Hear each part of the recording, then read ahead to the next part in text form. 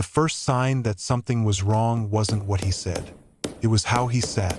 Like the courtroom chair was beneath him. Like the wood was cheap.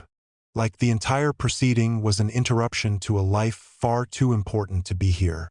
He leaned back, one arm slung over the backrest, ankle resting casually on his knee, jaw set in that permanently bored expression powerful men wear when the rest of the world is taking too long to catch up. The clerk hadn't even finished announcing the case when he did it. Tiny, arrogant smile. Not big enough to be contempt, not yet. Just enough to say, "This is my room. You're all just visiting." His name was Adrian Cole, Chief Operating Officer of Teleris Dynamics, a powerhouse corporation whispered in the same breath as defense contracts, surveillance systems, and national security partnerships. He wasn't just a man in a suit. He was a man whose decisions made stock prices jump and governments listen.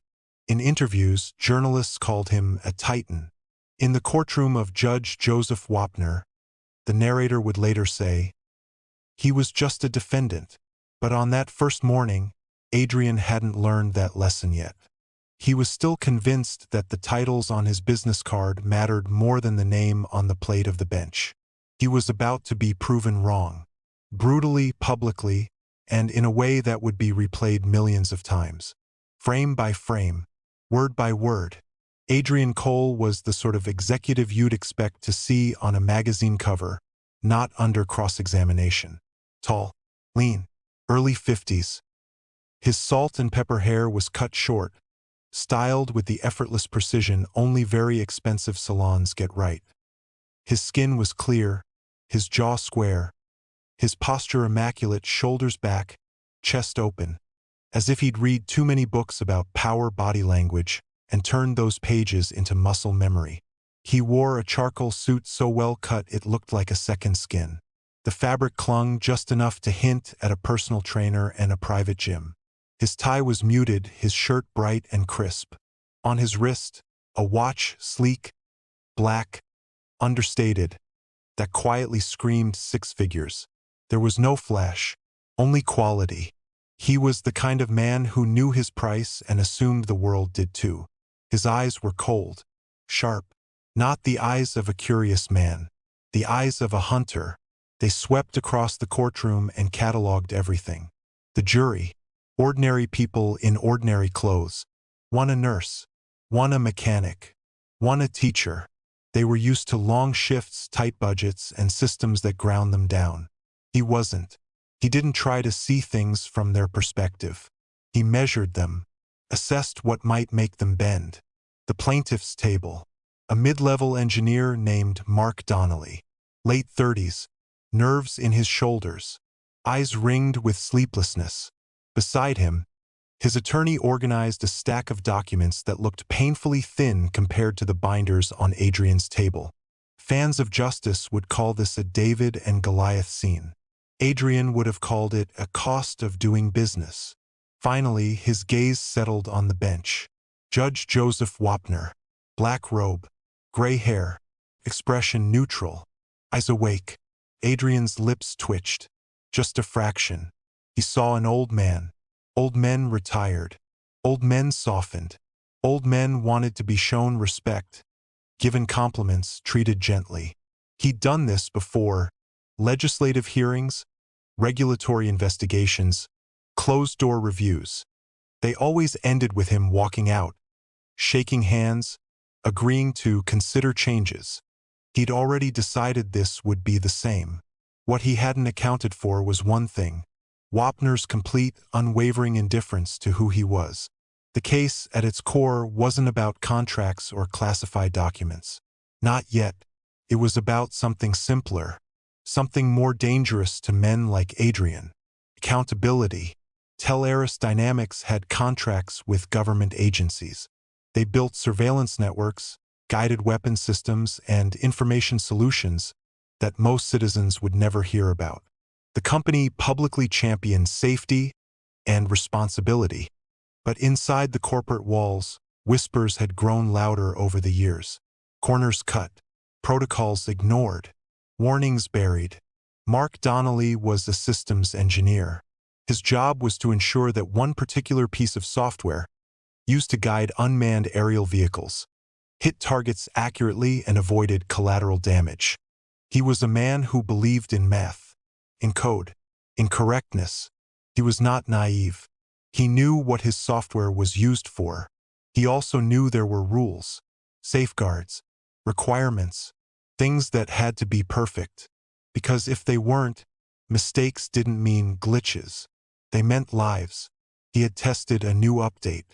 He had found a fault, a small one at first glance, a fraction of a fraction in the targeting algorithm, barely visible, until he simulated it at scale. In certain weather conditions, at certain altitudes, the system could miscalculate distance by meters, enough that a drone could hit the building next to the one it was aiming for. Enough that precision strike became we don't know who else was there.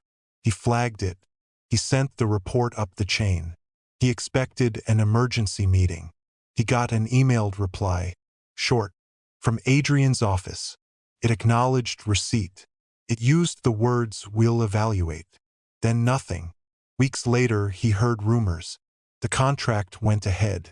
The update deployed. The system live. He tried again.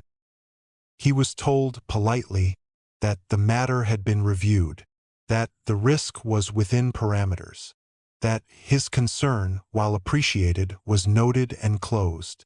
Then one morning he read the news. A strike. A clean hit, they said at first. Then a buried paragraph in a foreign paper. Family. An adjacent building. Questions. Doubts. He didn't know if it was his software. He didn't know if it was his bug. He just knew he couldn't sleep. He requested internal data. He was denied. He asked again. Then his access was limited. Then his position restructured. Then his severance agreement came with a non-disclosure packet so thick it might as well have been concrete. He didn't sign. Instead, he found a lawyer willing to enter the one room that still scared people like Adrian more than war zones and Senate hearings. A courtroom. That's how Teleris Dynamics versus Donnelly became Donnelly versus Teleris Dynamics, and Adrian Cole found himself staring at 12 strangers and one unamused judge. Charged not with war crimes, that wasn't this court's job. Not with murder. Not with things beyond this room's reach. But with retaliation. With whistleblower suppression. With knowingly ignoring internal safety warnings, then punishing the man who tried to stop them. The technical charges were dense. The human story was not. One man had tried to say, "This could go wrong." Another had said, "Don't say that again." That second man was now sitting at the defense table, tapping his fingers against polished wood like every minute of this was a waste of his time. From the first testimony, Adrian's disrespect began to seep into every corner of the room. When Mark took the stand, nervous, stiff, hands shaking over the microphone, Adrian snorted softly. It wasn't loud, but the acoustics carried. A few heads turned sharply. Mark flushed. His voice faltered. I was working on," Adrian smiled. Small, predatory. He made no attempt to hide that he was enjoying this.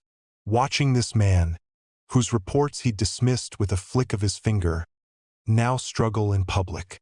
When the prosecutor walked through the warning emails, Adrian whispered something into his attorney's ear. Both men smirked. The jurors noticed. When Mark described the retaliation, keycard privileges revoked, meetings canceled, performance reviews suddenly sour, Adrian rolled his eyes. He even shook his head at one point, mouthing a single word, "Ridiculous." His lawyer placed a hand on his arm. A silent plea. Stop. But men like Adrian had been rewarded for that attitude for too long. He didn't understand that here it was poison. Judge Wapner noticed everything. He didn't admonish him.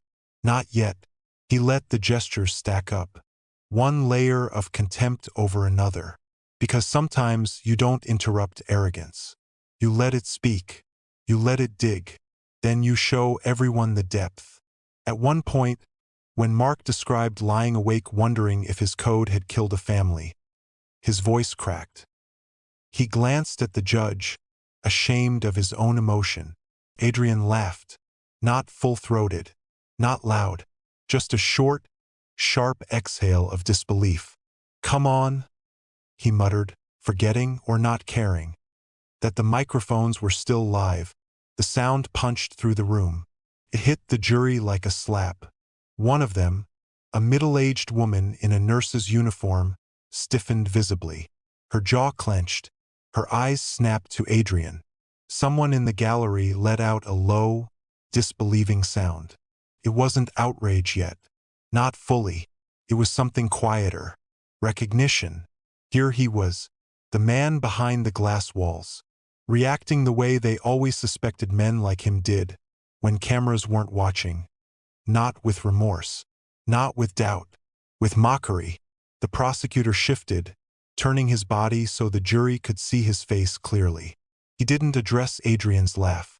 He didn't need to. He just let it hang there, heavy, sour, obvious. Later, it would be replayed in short clips across social media. Soft videos with text overlays. This is how he reacts when the engineer talks about lives lost. But in that moment, in that room, it was a live current. Tension rose with it. Adrian didn't care. Not yet. He adjusted his cufflinks. He checked his watch. He leaned back another inch, as if the whole drama bored him. During a lengthy technical explanation about fail-safes, he even glanced toward the court reporter and smirked, as if to say, "Are you keeping up?" This wasn't just arrogance. It was contamination. Every time he showed he didn't respect the process, he gave the jury another reason not to respect him. He was too used to talking down to people who couldn't talk back. The problem now was that one man in that room could. And eventually he would, in a way that would make every chuckle and eye roll look like a terrible investment. When it was the defense's turn, Adrian's contempt shifted from casual to active. His attorney's strategy was clear. They weren't going to deny the emails. They weren't going to claim the bug didn't exist. Too much paper, too many logs, too many eyes had already seen them. The plan was different. They would drown intention in complexity, turn clarity into confusion, convince the jury that these decisions were too intricate, too technical, too high-level for simple moral judgments. They painted Adrian as a man at the top of a vast machine, too removed to know every detail. They used words like tolerances, parameters, acceptable deviation. They stressed that no direct proof tied this particular bug to any specific strike. They questioned Mark's interpretation of the code, suggested he was overly cautious, implied that his objections had been philosophical, not practical. Adrian liked this approach. He had built a career on mystifying people with impressive jargon until they stopped asking questions. During his own direct examination, he leaned into it. He sat in the witness chair like it was a comfortable armchair in his office. He spoke in a calm, measured tone. He used phrases like risk matrices and multivariable impact analysis. He made sure to sprinkle in references to national security and classified parameters to subtly remind the jury, "You don't belong in these decisions. This is above you, above anyone, above perhaps even this room." He spoke of Mark as passionate but inexperienced, of his own role as steward of a complex system. He looked, for all the world, like a man patiently explaining difficult concepts to children. If the jury had only heard his answers, it might have worked. But they had seen his face, heard his laugh, watched him roll his eyes as a man talked about dead civilians. Those images had already burned into their judgment. Words alone couldn't wash them out. Cross-examination changed everything. The prosecutor, now holding a much thicker file, approached slowly. No raised voice, no dramatics. He didn't need them. He had something better. Adrian's own words, not from curated emails, from messages he'd never expected anyone outside his own circle to read.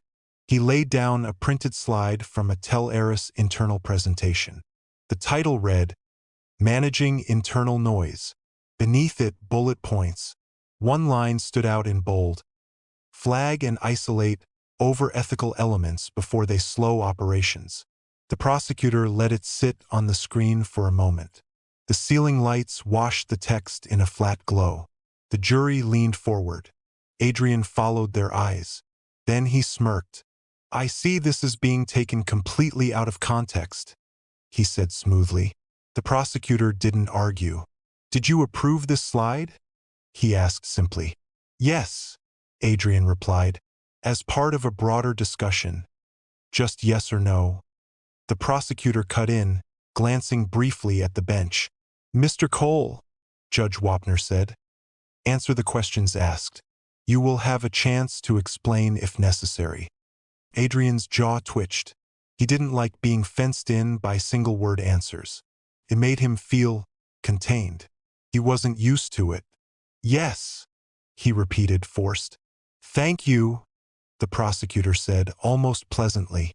He picked up another sheet, an internal chat log, between Adrian and another executive. The prosecutor read aloud. "If he's going to cry into his keyboard every time a report suggests a non-zero chance of collateral, he's in the wrong line of work. We are not here to relitigate policy. We execute, period." A pause. "Do you recall writing that?" the prosecutor asked. Adrian inhaled slowly. "Yes," he said. "I was referring to Mr. Donnelly, but again, the context, the prosecutor said, gently cutting him off, "is that an engineer came to you with a concern about a possible targeting error, and your private response was to belittle him for being over-ethical and crying into his keyboard." He let the phrasing hang. A murmur slid through the gallery. Someone shook their head. The nurse on the jury narrowed her eyes. Adrian's lips pressed together in a tight line. He tried to smooth it into a neutral expression. He failed. In that moment, his disdain stood naked and obvious. Wapner watched, still silent, still waiting. The prosecution continued. More logs, more slides. A recording of a conference call where Adrian's voice, slightly distorted by speakerphone, said, "We cannot redesign the system every time someone on the floor has a crisis of conscience. If the client is comfortable with the risk, that's the end of the conversation." Again, he tried to claim context. Again, the words were stronger than his spin. The prosecutor went in for the cut. "Mr. Cole," he asked, "did you ever, at any point, order a full halt to deployment of this update until all safety issues were resolved?" Adrian straightened. "No," he said, "because my team—" "That's all," the prosecutor said. "No further questions." He walked back to his table, leaving Adrian exposed, not as a man balancing impossible choices, as a man making a very simple one: speed over caution, profit over people, career over conscience. The toxic behavior didn't stop. Even as the walls closed in, he sneered at something Mark's lawyer said. He shook his head during the victim's closing arguments. He muttered, "Unbelievable," under his breath when the prosecutor mentioned civilians again. He looked, in every frame, like a man who thought he was too important to be here, too smart to be judged by ordinary people, too powerful to be truly touched. That was the part he had wrong. Closing arguments ended. The jury left. Time stretched. Cameras focused on small things. The judge's hands as he stacked papers. Mark's foot tapping nervously. Adrian's fingers drumming a slow, annoyed rhythm against the table. He was not thinking of guilt. He was thinking of inconvenience, reputational damage, stock hits. He was mentally drafting statements. "We respect the process. We disagree with this characterization. We will explore our options." He didn't consider that there might be options he didn't get to choose. Finally, the door opened. The jury filed back in, faces set, emotionless, the way people's faces get when they've made a decision they know will change someone else's life. They took their seats. The clerk stood. The question was asked. The answer given. Guilty. on the retaliation, on the suppression, on knowingly allowing an unsafe system to deploy while punishing the man who tried to stop it. The words hung like a bell's last note, prolonged, inescapable. Mark's head dropped. A sound escaped him, half sob, half exhale. Adrian remained still for a moment. Then he laughed, just once, short, disbelieving. He shook his head, turning toward his attorney. "This is insane," he hissed. He spoke like the verdict was an insult, not a conclusion, not a consequence, a personal affront to him. A few jurors flinched. They had expected many reactions. They hadn't expected mocking laughter. Not here. Not now. Judge Wapner's eyes sharpened. Finally, he moved. He leaned ever so slightly forward. His hands folded. His gaze fixed. The air in the room changed. The temperature didn't. The weight did. "Mr. Cole," he said quietly. "Stand." The command cut through the defendant's muttering. Adrian rose, slow, reluctant, as if standing were beneath him too. He straightened his jacket. He lifted his chin. He looked at the judge with a mixture of irritation and faint disbelief, as if to say, "You're really going to go through with this?" Wapner let the silence stretch. He did not look hurried. He did not look angry. He looked disappointed. A quiet, heavy kind of disappointment that felt worse than yelling. He spoke. "Throughout this trial," he began, "you have shown open disrespect for this process, for this court, and for the people who came here seeking justice." He nodded slightly toward Mark, toward the jury. "You rolled your eyes at technical explanations," he continued. "You laughed when a witness described his fear that lives were lost because his warnings were ignored. You muttered under your breath while counsel argued. Moments ago, when the jury delivered its verdict, you laughed again." The words collected like stones at Adrian's feet, not thrown, placed, one by one. "You may believe," Wapner went on, "that these behaviors are minor, habits, that they simply reflect a certain impatience with how other people talk, think, and move." He shook his head. "They do not." He looked straight at him. "They reflect arrogance." He didn't raise his tone, but the word landed like a gavel. "They reflect," he continued, "a conviction that you are somehow above all this, above a jury of your peers, above a man whose professional life you derailed because he tried to tell you something you did not want to hear, above the possibility that you might ever be wrong." He straightened. "One of the purposes of this court," he said, "is to disabuse people of such fantasies." A murmur rippled through the gallery. Small, hungry, satisfied. Adrian's throat bobbed. He opened his mouth, then closed it. His lawyer's fingers tightened on his sleeve. "Don't. Not now. Not here. You sit in a very powerful position," Wapner continued. "You direct projects that most citizens will never know the details of. You sign off on systems that operate thousands of miles away from this room." He gestured lightly to the outside world. "To that extent," he said, "you wield real influence over life and death, over policy and practice, over what happens after your signature dries." He paused. "In your emails, in your internal presentations, and in your recorded calls, we have heard how you talk when you think no one outside your circle is listening. We have heard you dismiss serious safety concerns as noise. We have heard you describe people like Mr. Donnelly as over-ethical and in need of being isolated." He leaned in just a little. "Over-ethical," he repeated, tasting the word like something sour. The jury watched him. Mark stared at the floor.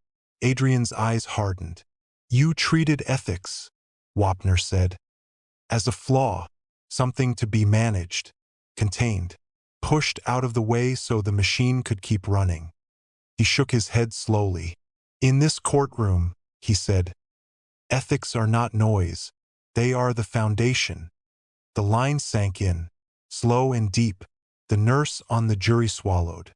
The mechanic blinked back unexpected tears. Even people in the gallery who didn't fully understand the technicalities of the case felt the truth of that sentence.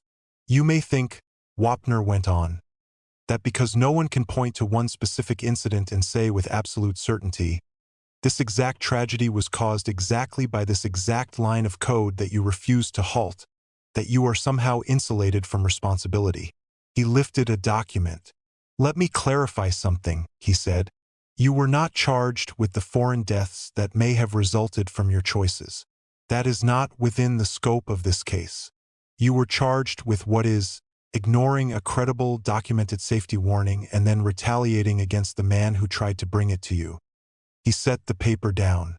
The jury, he said, has found that you did exactly that. He looked him dead in the eye. I agree. Adrian shifted his weight. He seemed poised to speak, to erupt, to throw one last volley of corporate justification. But the judge's gaze stopped him. It wasn't threatening. It was final. As an executive at your level, Wapner said, you are expected to understand something basic, that when you wield immense power, you also shoulder immense responsibility. Responsibility is not a word for your mission statements. It is a duty, one you failed. He glanced at Mark. Mr. Donnelly came to you with a concern, he said. He did what your policies, your training documents, your corporate videos all claim to value. He spoke up. He turned back. Your response, he said bluntly, was to treat him as a problem to be removed, not as a voice to be heard. He paused. In the gallery, a young man in a cheap suit shook his head, a bitter smile on his face. He'd seen that dynamic in smaller offices. He didn't think it reached up there. Now he knew better. For that, Wapner said, you are being held accountable, not for the wars, not for the policies, for the human standing beside you in this courtroom whose career you tried to bury. He took a breath. On the retaliation and suppression counts, he said, this court will now impose sentence. The room tensed. Adrian's fingers curled into fists at his sides.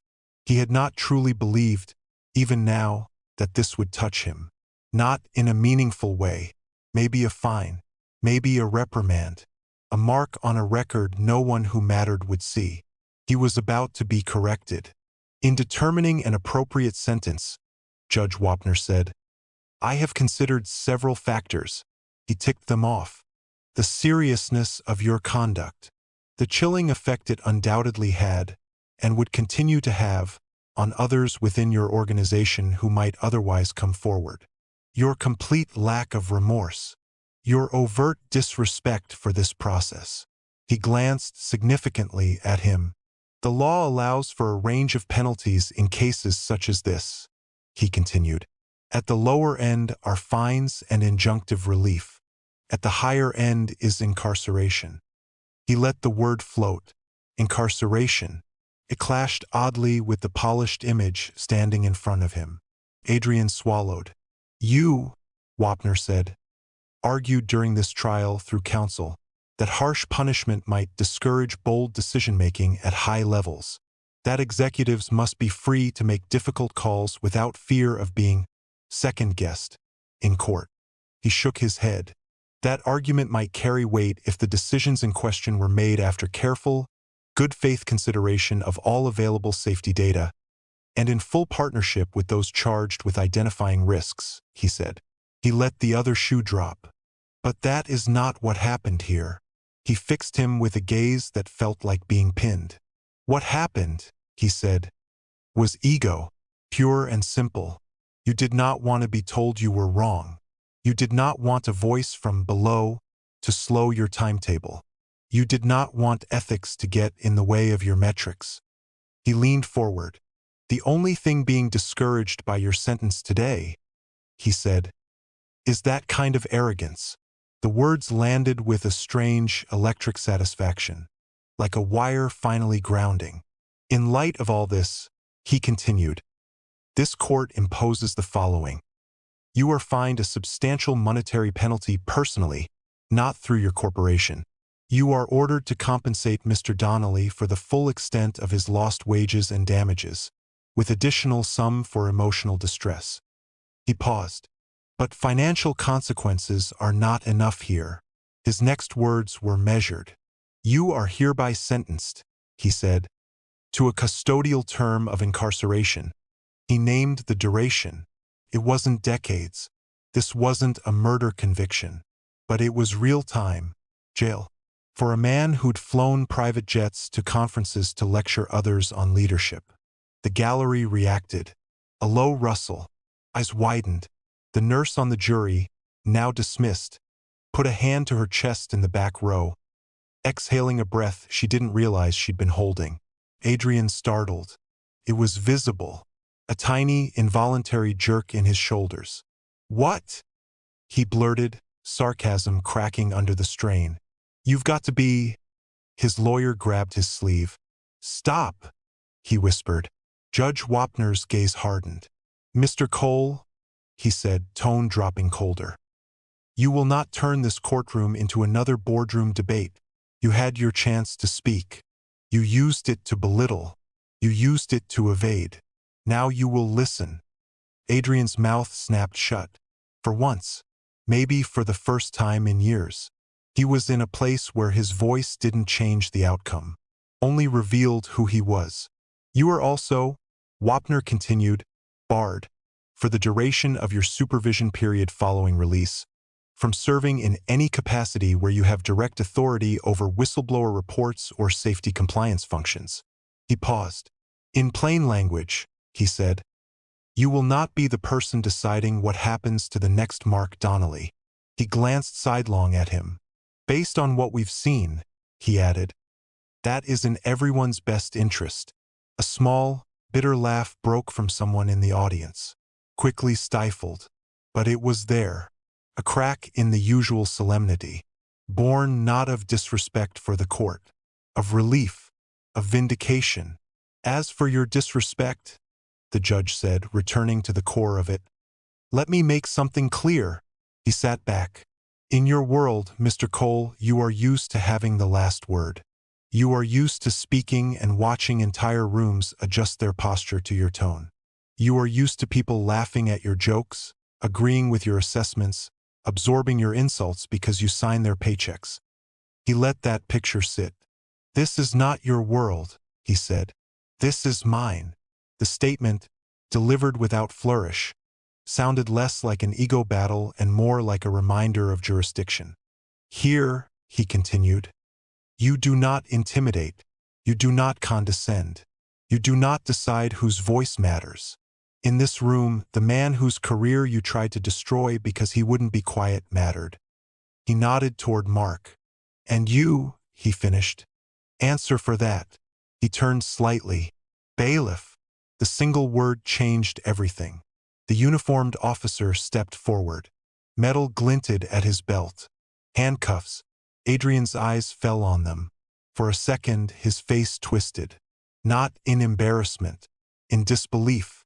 As if, out of everything that had happened, this was the detail his mind refused most to absorb. Those things are for other men. Not me. Always, always not me. The bailiff took his wrists. The cold ring closed. Once, twice.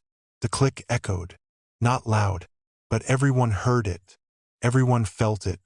The tiny, absolute sound of consequence, of authority, of a door closing behind an old life. As they turned him toward the side door, Adrian looked back over his shoulder. At the bench, at the witness stand, at the faces. Mark met his gaze for the briefest of seconds. No smugness, no triumph, just something like astonishment. Not that Adrian was being led away, that the universe, for once, had found a way to reach that high. Slowly, imperfectly, but truly. One juror, lingering near the back, watched with a hard, satisfied calm. She'd return to her hospital shift tomorrow. Push gurneys, change beds, speak in low voices to families in too bright waiting rooms. But tonight, she would sleep with a slightly lighter chest. She'd seen something that broke the script. For once, the man at the top hadn't slipped out the back with a statement and a smile. He'd been walked out, like everyone else, Judge Wapner gathered his papers. He didn't look at Adrian as he left. His work here, in that sense, was done. The humiliation was not his goal. It was a byproduct of truth, of consequence, of a line finally drawn where someone like Adrian could not step over it without feeling the edge. Later, the clips would go viral. The eye rolls, the sarcastic laughs. The moment Adrian muttered "unbelievable" when collateral casualties were mentioned. Side by side with the moment the cuffs closed. With the line, "In this courtroom, ethics are not noise. They are the foundation." People would comment, "This is how you talk to executives like that." Wapner is the only one who said what needed to be said. Remember this next time someone calls workers over-ethical. It wouldn't fix the lost lives overseas. It wouldn't restore years to Mark's career. It wouldn't dissolve Teleris dynamics. Couldn't. But it did something smaller and, in its own way, monumental. It sent a message up, where messages rarely reached. A reminder that there are still rooms where open disrespect from the powerful isn't just frowned at. It's recorded, weighed, answered. A reminder that there are still days when, no matter how polished your suit, how sharp your resume, or how big your budget for silence, you can walk in believing no one has the authority to truly touch you, and walk out with metal on your wrists, because one man, behind one bench, watched you disrespect his court and the people in it and decided, with quiet, devastating clarity, you will regret every word.